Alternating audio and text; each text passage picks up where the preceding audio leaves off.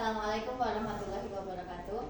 Perkenalkan, saya Nining Elmawati, mahasiswa alih kredit Universitas Kusuma Usaha Surakarta dengan NIM AB 241059. Pada kesempatan kali ini saya akan memberikan edukasi tentang nutrisi selama kehamilan. Ini Bapak Ibu, silahkan masuk, silahkan duduk Ibu. Ya. Perkenalkan ya Bu. Saya bidan ini yang bertugas pada sore hari ini. Ada yang bisa saya bantu Ibu? Ya, Ibu, saya ini kan hamil pertama ini. Hamil saya itu usia 5 bulan. Ya. Di sini saya ingin tahu Bu, kebutuhan nutrisi untuk ibu hamil itu yang seperti apa ya Bu ya? Karena saya itu kalau makan itu nggak teratur. Kadang pagi cuman sampai sore aja, itu malam karena capek udah nggak makan lagi. Suka beli-beli makanan ya Bu? Iya. Gitu. Tadi sudah ditensi ya Bu di depan? Sudah tensinya bagus. HB-nya kemarin juga cek juga 11 itu sudah cukup. Kemudian lingkar lengan jenengan juga 23 itu sudah cukup. Nah berarti di sini jenengan butuh edukasi tentang nutrisi selama kehamilan. Karena ini adalah kehamilan yang pertama jenengan.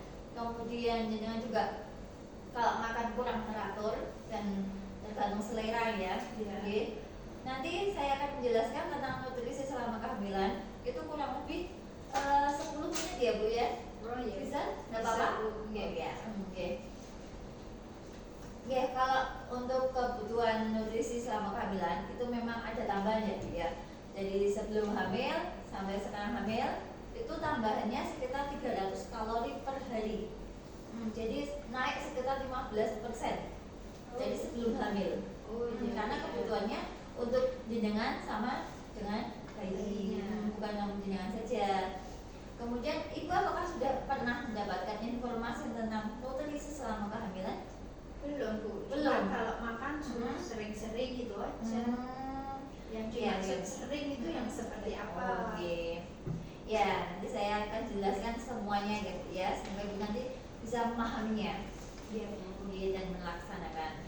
Jadi memang nutrisi selama kehamilan itu sangat penting untuk pertumbuhan ibu, pertumbuhan janin dan ibu, untuk pertambahan misalnya organ atau apa ya Bu, misalnya jantung, organ-organ dalam seperti dalam kandungan, kemudian perubahan komposisi dan metabolisme tubuh ibu. Jadi kan tubuh ibu menyesuaikan dengan kehamilan, karena ada sesuatu yang tumbuh di dalam tubuh ibu. Jadi kalau prinsip pemenuhan gizi ibu hamil itu memang kompleks. Jadi harus ada karbohidrat, protein, lemak, vitamin dan mineral. Itu memang harus ada di setiap hari.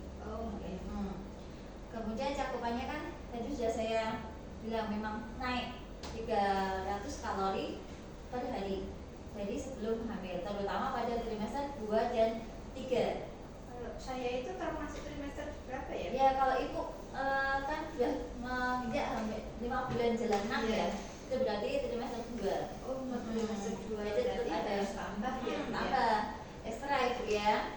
Kemudian kalau untuk karbohidrat, tadi kan saya sebutkan ada karbohidrat, protein dan lain-lain.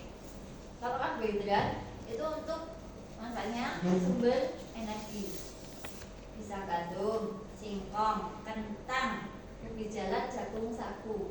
Jadi tidak harus beras atau nasi. Ya, karena kebiasaan kita kan di Jawa kan memang nasi ya Bu ya. Kalau belum makan nasi belum terasa kenyang. Iya. Kemudian untuk protein Bu, protein itu untuk pertumbuhan dan perkembangan janin, untuk pembentukan ari-ari, kemudian cairan ketuban yang bertambah, pertumbuhan jaringan pada payudara yang semakin membesar, kemudian dan rahimnya kan tambah membesar setiap harinya. Dan itu kalau untuk sumber protein itu tidak cuma telur, bisa daging sapi, daging ayam, ikan, terus susu, tahu, tempe, bisa kacang-kacangan itu juga termasuk protein. Kemudian manfaat, kemudian yang dibutuhkan ibu juga ada lemak, itu sumber tenaga juga, dan untuk pertumbuhan jaringan pada ari-ari dan syaraf janin.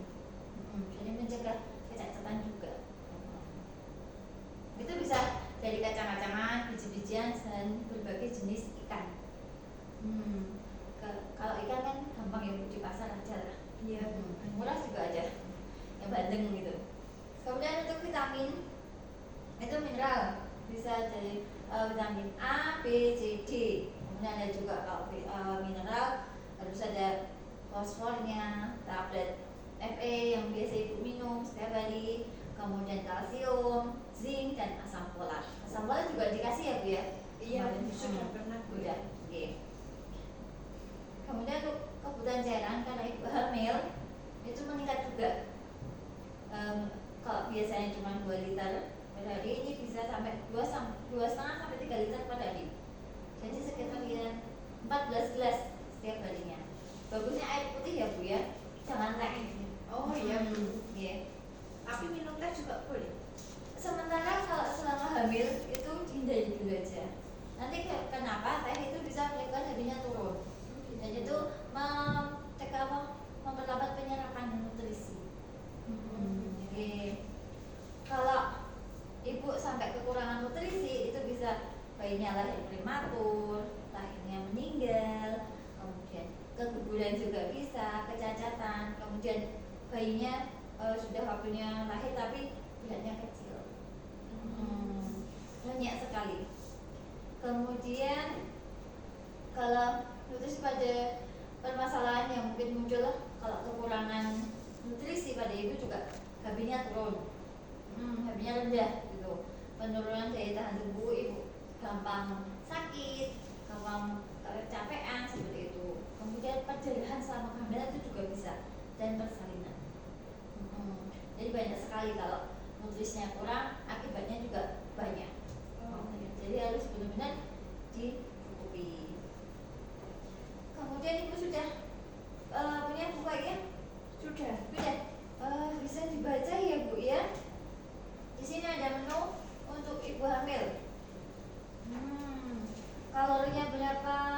Daftarnya ada semua. Nanti ibu bisa mix and match lah. Nah kalau ini kira-kira berapa gitu. Nanti ditambah berapa bisa. Sini bisa dipelajari ya bu ya. Iya. Kemudian ibu jangan pantang makan ya bu ya. Diusahakan.